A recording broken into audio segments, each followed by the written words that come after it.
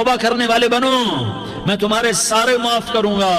یا عبادی الذین اسرفوا علی انفسہم، اے میرے نافرمان بندو، آ جاؤ مجھے منا لو، مجھے راضی کر لو۔ من تقرب الی تلقیتہ من بعید، تم مجھے راضی کرنے آؤ، میں آگے بڑھ کے تمہارا استقبال کروں گا۔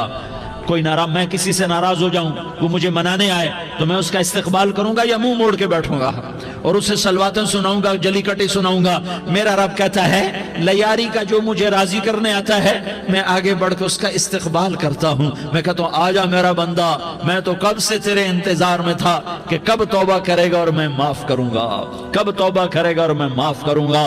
اللہ کو اپنا بناؤ، اس کے در پر جھکنے کے ساتھ ہمارے گناہوں کی حیثیت ہی کوئی نہیں ہے۔ بنی اسرائیل میں ایک آدمی نے 99 قتل کیے، اس کو خیال آیا میں توبہ کروں، ایک عبادت گزار کے پاس گیا اور اس سے پوچھنے لگا میں نے 99 قتل کیے ہیں، میری توبہ ہو سکتی ہے؟ اس نے کہا ہرگز نہیں، تو بڑا ظالم ہے، تیری کوئی توبہ نہیں۔ اس کو غصہ چڑھا، اس نے اسے بھی قتل کر دیا، 100 کر دیے۔ پھر اس کو خیال آیا میں توبہ کروں، تو وہ ایک عالم کے پاس گیا اور اس سے پوچھنے لگا میں نے 100 قتل کیے ہیں، کیا میری توبہ ہو سکتی ہے؟ کہ بیٹا کیوں نہیں ہو سکتی توبہ؟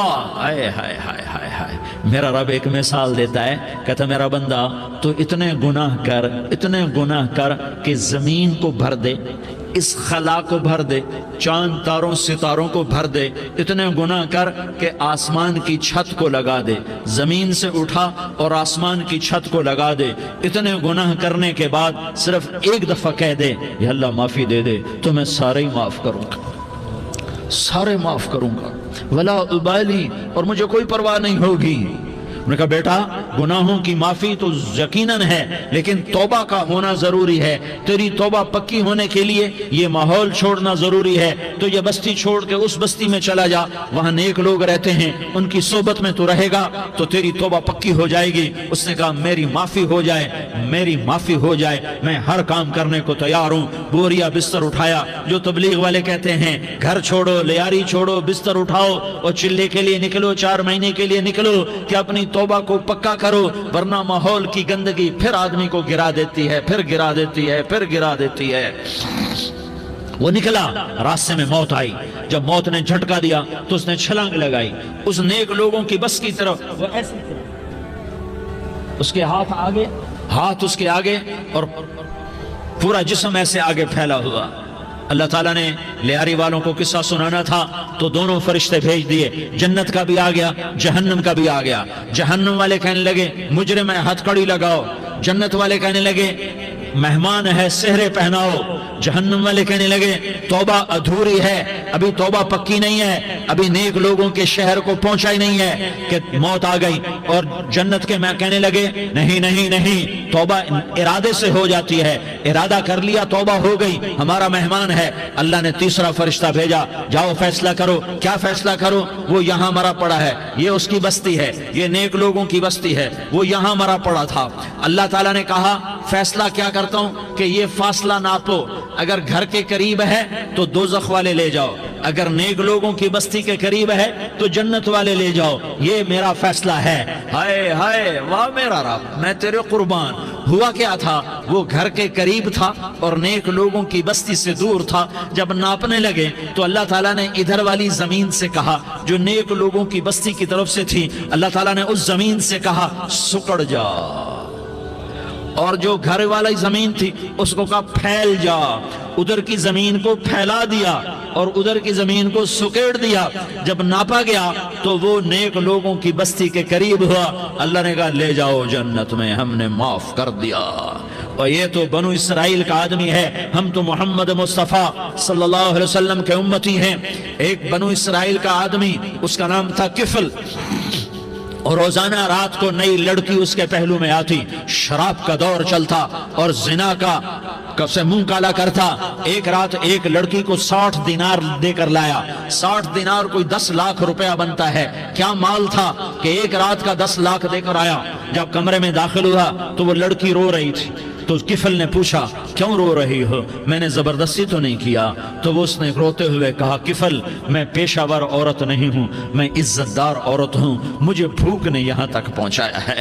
میں یہ کہا کرتا ہوں جب سردار لوگ، جب مالدار لوگ زکوٰۃ نہیں دیتے تو غریبوں کی بیٹیاں نیلام ہو جاتی ہیں۔ مالداروں سے کہتا ہوں، ان سرداروں سے کہتا ہوں کہ اللہ کے نام پر دیا کرو کہ غریبوں کی بیٹیوں کی عزتیں بحال رہیں۔ تو کفل نے جب دیکھا اور جب سنا، آنسوں کو دیکھا اور اس کی بات کو سنا، تو وہ اس کا وحشی دل، پتھر دل، کیا آنسوں نے کام کیا کہ وہ رونے لگا۔ کفل رونے لگا اور کہنے لگا بہن جس عزت سے آئی تھی اسی عزت سے واپس چلی جا، اور میں بڑا کتا انسان ہوں، میں بہت گندا انسان ہوں، میں تیرے آنسوں کے طفیل توبہ کرتا ہوں، تو میرے لیے دعا کر دے، اللہ میری بخشش کر دے، اور تو چلی جا اس اپنی عزت کی سلامتی کے ساتھ، اور جو مال میں نے تمہیں دیا تھا تمہیں ہدیہ۔ وہ بچی گھر پہنچی اور کفل کو پتہ نہیں اگلے لمحے کیا ہونے والا ہے۔ تھوڑی دیر کے بعد کفل مر گیا، اچانک جوانی میں موت آ گئی۔ کفل کو نہیں پتا تھا کہ میری زندگی کی چند گھڑیاں باقی ہیں، ساری زندگی زنا شراب میں گزری، آخری چند لمحے میں توبہ کی، اب میرے اللہ نے کیا کیا؟ اللہ کے بن جاؤ، ہاتھ جوڑتا ہوں، اللہ کے بن جاؤ، اللہ کو اپنا بنا لو، اللہ کو اپنا بنا لو، اللہ کو اپنا بنا لو، اللہ سے دوستی لگا لو، اللہ سے یاری لگا لو، اللہ کے آگے سر جھکا لو، ایک دوسرے سے محبت والے بن جاؤ۔ ہاں یہ وہ شخص تھا، کل اس کی میت کو دیکھ کر کوئی اس کو کندھا دینے نہ تھا، اس کے اپنے بھی اس کو غسل نہ دیتے، اس کے اپنے اس کو کفن نہ دیتے، یہ ایسا ظالم بدماش نافرمان تھا۔ ہاں سنو، کفل موسیٰ علیہ السلام کا امتی، طارق جمیل محمد مصطفیٰ کا امتی، سردار عزیر محمد مصطفیٰ کا امتی، ہمارے پیچھے محمد مصطفیٰ کے آنسو ہیں، آہیں ہیں، سسکیاں ہیں، فریادیں ہیں، دعائیں ہیں۔ یہ بنی اسرائیل کے گناہگار کے لیے کیا کر دیا۔ اگر یہ صبح پایا جاتا مردہ تو اس کا کوئی کندھا دینے والا نہ ہوتا، نہلانے والا نہ ہوتا، اسے پتھروں میں دبا دیتے۔ صبح ہوئی تو لوگوں نے دیکھا کفل کے دروازے پر بہت بڑا جیسے بینر لگا دیا جاتا ہے، پورا بینر لگا ہوا تھا، کفل کے دروازے پر لکھا ہوا تھا ان اللہ قد غفر للکفل، لوگوں اللہ نے کفل کو معاف کر دیا۔ کیا مطلب تھا معاف کر دیا؟ کہ جاؤ جنازہ پڑھو، جاؤ دفن کرو، جاؤ غسل دو، جاؤ کفن دو، میں نے کفل کو معاف کر دیا۔ میرے بھائیو اپنے اللہ سے اپنا تعلق بناؤ، اور اللہ سے تعلق بنتا ہے توبہ کے ساتھ، اس کے در پر حاضری دینے کے ساتھ، اور محمد مصطفیٰ صلی اللہ علیہ وسلم کی غلامی کے ساتھ۔ اللہ کو ایک ہی ہستی سے پیار ہوا، وہ محمد الرسول اللہ ہیں، ایک ہی سے محبت کی، وہ محمد الرسول اللہ ہیں، ایک کو اپنا حبیب بنایا، وہ محمد الرسول اللہ ہیں، ایک کو خاتم الانبیاء بنایا، وہ محمد الرسول اللہ ہیں، ایک کو حبیب اللہ بنایا، وہ محمد الرسول اللہ ہیں، ایک کو سارے عالم کا نبی بنایا، وہ محمد الرسول اللہ ہیں، ایک کو رحمت للعالمین بنایا، وہ محمد الرسول اللہ ہیں، ایک کو شافع محشر بنایا، وہ محمد الرسول اللہ ہیں، ایک کو ساقی کوثر بنایا، وہ محمد الرسول اللہ ہیں، ایک کے ہاتھ میں چابی پکڑائی وہ جنت کی، وہ محمد الرسول اللہ ہیں، ایک کے لیے جنت کو مزین مسخر فرمایا اور آپ کے بغیر جنت کے دروازہ نہیں کھل سکتا اس کا اعلان فرمایا،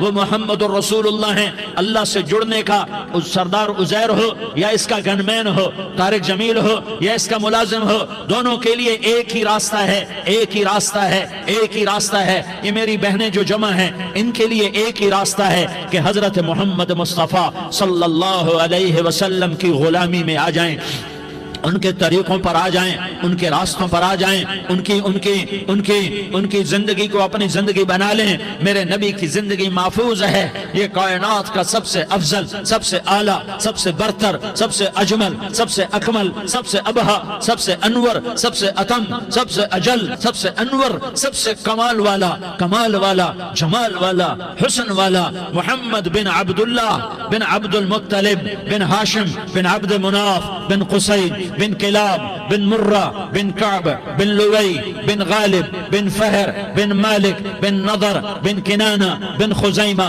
بن مدرکہ بن الیاس بن مدر بن نزار بن معد بن عدنان بن اود بن حمیسہ بن سلامان بن عوس بن بوز بن قموال بن عبید بن عوام بن ناشد بن حزا بن بلداس بن یدلاف بن طابخ بن جاحم بن ناحش بن ماخی بن عیفی بن عبقر بن عبید بن الدعاء بن حمدان بن سنبر بن یثربی بن یحزن بن یلحن بن ارعوا بن عیغی بن زیشان بن عیسر بن اقناد بن ایہام بن مقصر بن ناحس بن زارح بن سمی بن مزی بن عوض بن عرام بن قیدار بن اسماعیل بن ابراہیم بن آذر بن ناحور بن سروج بن رعوب بن فائج بن عابر بن ارفقشاد بن سام بن نوح بن لامک بن متوشالہ بن ادریس بن یرد بن ملح الایل بن قینان بن آنوش بن شیس اور بن آدم علیہ السلام۔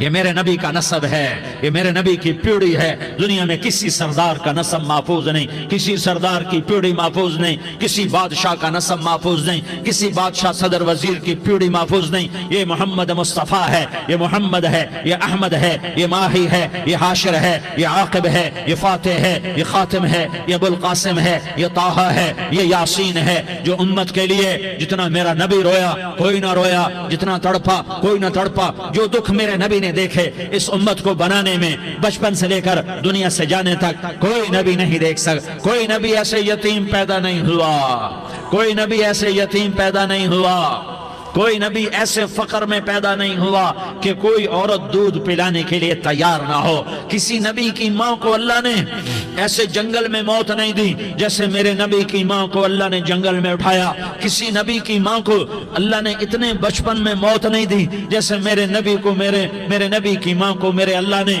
صرف میرے نبی کی عمر 6 سال، ماں کے پیٹ میں 2 مہینے کے ہیں اور باپ کا انتقال ہو گیا 25 سال کی عمر میں پیدا ہوئے ہیں، پتہ نہیں ہے باپ کا، باپ دیکھا ہی نہیں ہے، 6 سال کے ہو گئے ہیں، سارا کچھ ماں ہے، باپ بھی ماں ہے، ماں بھی ماں ہے، بہن کوئی نہیں تو بہن بھی ماں ہے، بھائی کوئی نہیں تو بھائی بھی ماں ہے، کوئی 6 برس کے بچے کا دوست کیا ہے، دوست بھی ماں ہے، اور سب کچھ ماں ہے، اور گود بھی ماں کی، کھلانے والی بھی اماں، سلانے والی بھی اماں، چلانے والی بھی اماں، بٹھانے والی بھی اماں۔ میرے نبی کو تو ماں کی ضرورت ہے کہ میرا نبی جوان ہوتا، شادی کرتا، اولاد ہوتی، پھر ماں کا سہارا لے لیا جاتا۔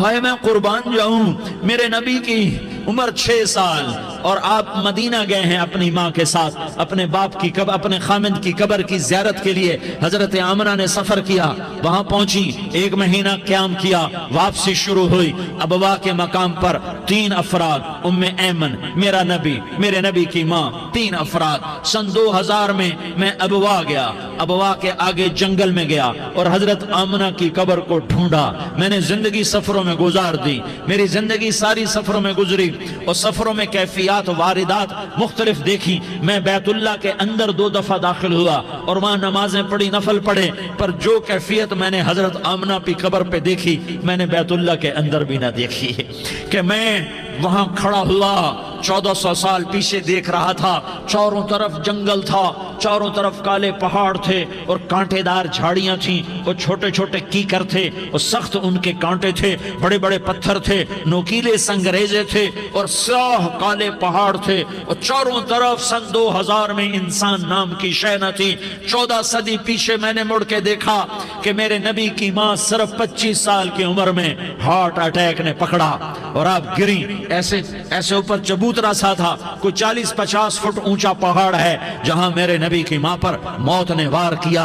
ارے یہ موت مدینے میں آتی تو نان کے سنبھال لیتے، یہ موت مکے میں آتی تو داد کے سنبھال لیتے، کوئی دادا سنبھالتا، کوئی چاچا سنبھالتا، کوئی پھوپھی سنبھالتی، کوئی ماموں سنبھالتا، مدینے میں رشتہ دار تھے، کوئی وہاں سنبھالتا۔ یہ میرے رب نے کیا کیا؟ یہ لیاری والوں کو پیغام دیا کہ دیکھو دیکھو اپنے نبی کے مصائب دیکھو، تم جھک جاؤ، سہ جاؤ، اللہ اور اس کے رسول کی رضا میں پی جاؤ سہ جاؤ تو تمہیں عزت کے تاج مقدر، تمہیں کامیابی مقدر، تمہیں عزت مبارک، تمہیں کامیابی مبارک، تمہیں رحمت مبارک، تمہیں جنت مبارک، تمہیں اللہ کی رضا مبارک۔ ظالم کے ساتھ کبھی میرا رب نہ ہوا، مظلوم کو میرے رب نے کبھی تنہا نہ چھوڑا۔ مظلوم کافر بھی ہو تو اللہ اس کا ساتھی ہے، مظلوم کافر بھی ہو تو اللہ اس کا ساتھی ہے۔ میں قربان جاؤں، میرا وجود کانپ رہا تھا۔ یہاں میری ماں مری، میں 45 سال کا تھا، لیکن میں صدمہ نہیں بھول پایا۔ اور میرے نبی کی عمر تو صرف 6 سال، اور ماں کو اٹیک ہوا اور ماں گری ہیں اور تڑپی ہیں اور پہلو بدلے اور بولا نہیں جاتا، اور اللہ کے نبی اماں اماں کہتے ہیں، آگے جواب نہیں آتا ہے، ماتھے پہ پسینہ ہے، اور مجھے ہارٹ اٹیک ہوا۔ اس لیے میں کہتا ہوں کہ ہارٹ اٹیک ہوا ہوگا حضرت آمنہ کو، کسی کتاب میں نہیں پڑھا، جو کیفیت ان پر آئی اس سے میں قیاس کرتا ہوں کہ ہارٹ اٹیک ہوا ہوگا حضرت آمنہ کو۔ پسینہ ہے، بولا نہیں جا رہا، اور ایسے ایسے تڑپ رہی ہیں اور پہلو بدل رہی ہیں، اور اللہ کے نبی سہمے ہوئے، ڈرے ہوئے۔ کاش تم وہ جگہ دیکھتے، تم لیاری کے لاکھوں کروڑوں کی آبادی میں کیسے سمجھو کہ میرے نبی پر کیا آفت آئی، کیا امتحان آیا۔ ہٹو بچوں کے شور میں تم کیا سمجھو گے کہ دو جہان کے سردار پہ کیا قیامت ٹوٹی ہے۔ کیا دکھ نہیں دیکھا، کیا دکھ نہیں دیکھا۔ ارے دکھی بن کے مر جاؤ، تمہیں جنت کی بشارت ہو، تمہیں کامیابیاں مبارک ہو۔ ظالم بن کے نہ مرنا، ظالم بن کے نہ مرنا، ورنہ موت کا ایک درد تمہیں ہر کچھ بھلا دے گا، موت کا ایک جھٹکا سب کچھ بھلا دے گا، قبر کے اندھیر کوٹھڑی سب کچھ بھلا کے رکھ دے گی۔ پھر میرے نبی کہتے اماں اماں، جواب نہ آیا۔ پھر ماں نے ہمت کو جمع کیا اور چند بولے، بیٹا کل حی میت وکل جدید بال وانی ولدت طہرا۔ یہ میرے نبی کی ماں کے الفاظ تھے، بیٹا ہر جوانی نے ڈھلنا ہے،